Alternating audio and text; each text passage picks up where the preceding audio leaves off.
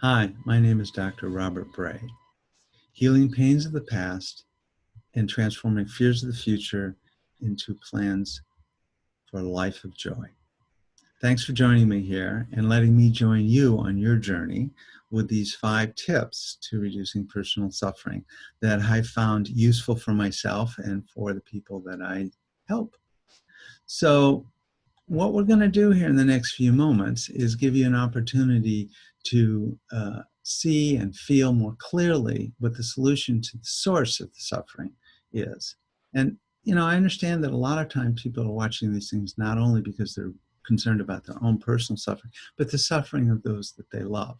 These tips can be helpful in helping them also and helping you help them. So what we're going to do is we're going to show you some thought field therapy, which has been used to help people be able to do the things they always thought were too hard to do before.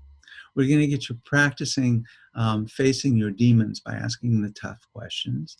Then we're going to ask you to take some action, big or small, and then to notice the change that that makes, and then celebrate the change, or just celebrate your own strength and knowledge that has carried you to this point.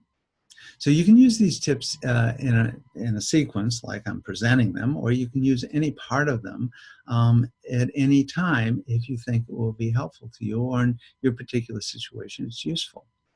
So the first tip is to remember that all change starts with awareness. That if you want to change something in yourself, in the world around you, you have to become aware of it. To do that means you have to be fully present and in the moment.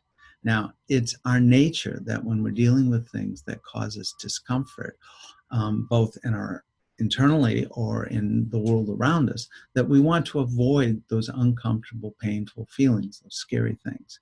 Now, that's fairly normal, and it's a healthy coping mechanism. If they're in a situation where you can't change anything, well, do what works. And if distracting yourself or disassociating works, that's great. But that's only a coping mechanism that's going to help you get through where you're at. It's not going to help you resolve, even identify the source of the suffering, but to resolve it also. You have to be able to be fully in the moment and to stay aware in this moment. So, in order to do that, sometimes it's very difficult because the feelings in the moment start to overwhelm us and make us want to run away from it. That's where the tapping comes in. In a moment, I'm going to ask you to think of some of these things that are causing suffering. You're probably already there. And then we're going to do a little tapping so that you don't become overwhelmed with it. Now, so that's the first tip. The second tip is that in order to really make change, you have to look at it. Now, you've done that just by coming into awareness and by noticing what you're feeling in your body. As soon as you notice what you feel in your body and you notice what's going around you, you make change. Physics has taught us that we can't observe even a particle without changing that particle. We can't observe the world around us without changing it in some way.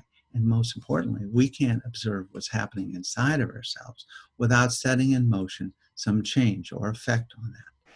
So that's why we ask you to be able to be in the moment and to start to look at this. Now, if feelings are too much in this moment, or you start to feel like you just want to cope by running away or shutting off this video, don't do it. Try this. Do what I'm doing right now, which is tapping on meridian treatment points in a specific order in order to alleviate the overwhelming emotional distress. This is called thought field therapy. It's been done hundreds of thousands of times around the world.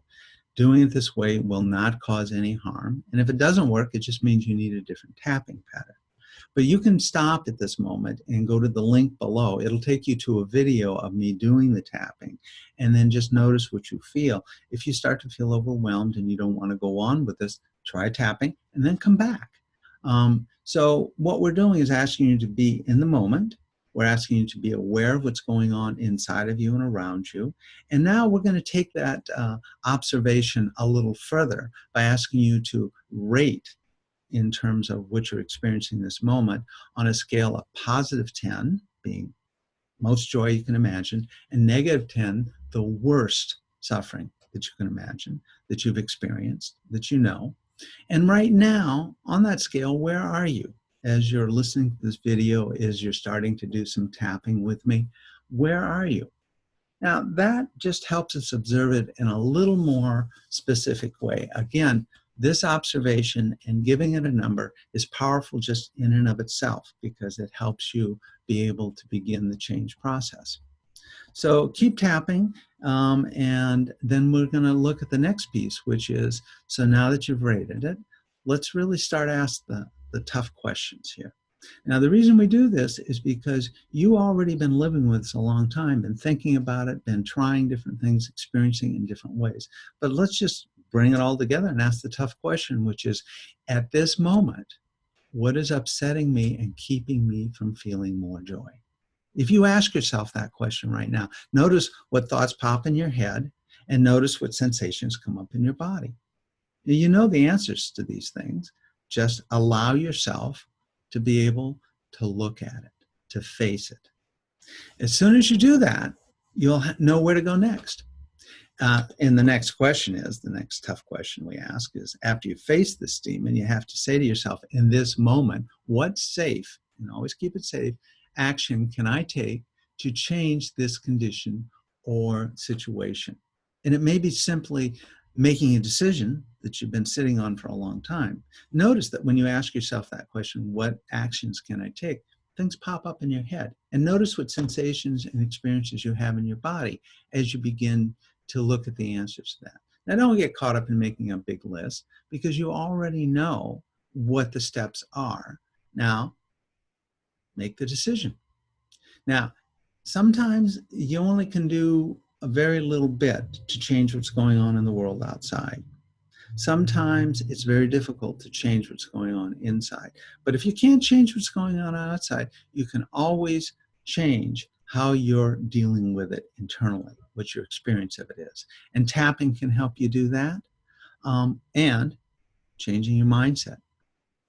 There's a lot of things that you can do, and some of it's very simple, straightforward. So you're going to take action. This is the fourth tip. If you want to make change, you have to take action.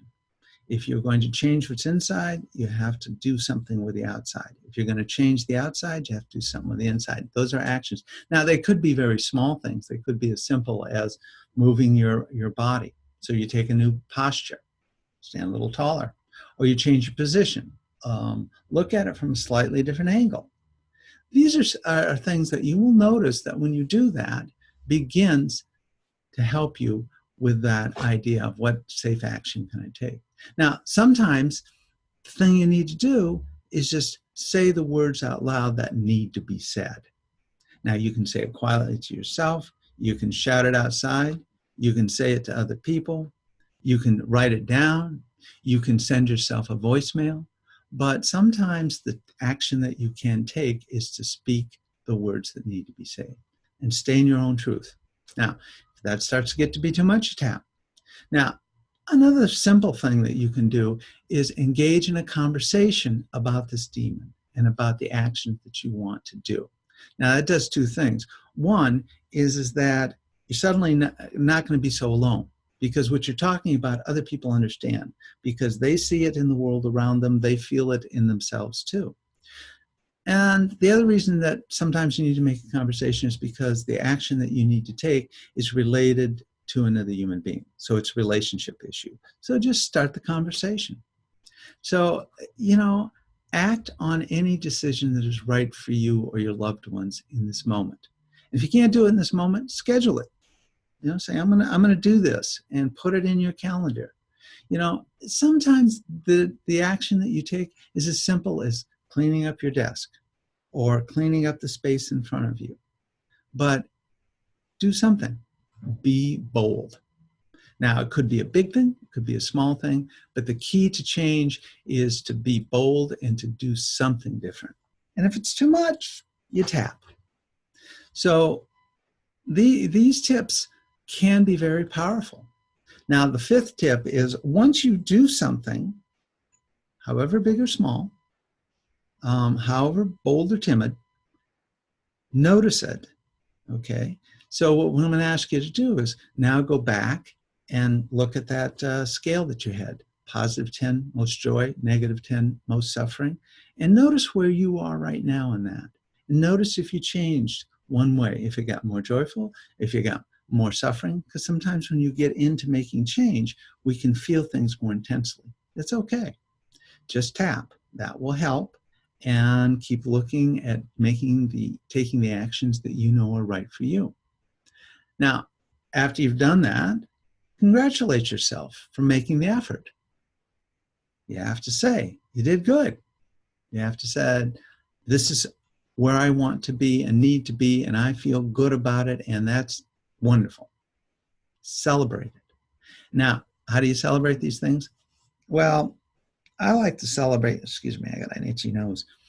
I like to celebrate with spoken word. So now, say it to somebody, share it to somebody, you know, or sing it to somebody, or dance it to somebody, or to yourself. Put in a song, you know, just have a big smile and share it with other people, or see yourself smiling in that way. Play in a way that just is joyful for you, just fun. That's a celebration and a way to say to yourself, this is good, and to keep moving towards less suffering. Now, remember, whatever you're doing out there in the world, you're going to have to deal with what's inside here and those feelings and those sensations that you have. Whatever stuff inside that you're dealing with, when you deal with that and you face it and you look at it, you change it, and you're going to have to change some of the stuff outside too.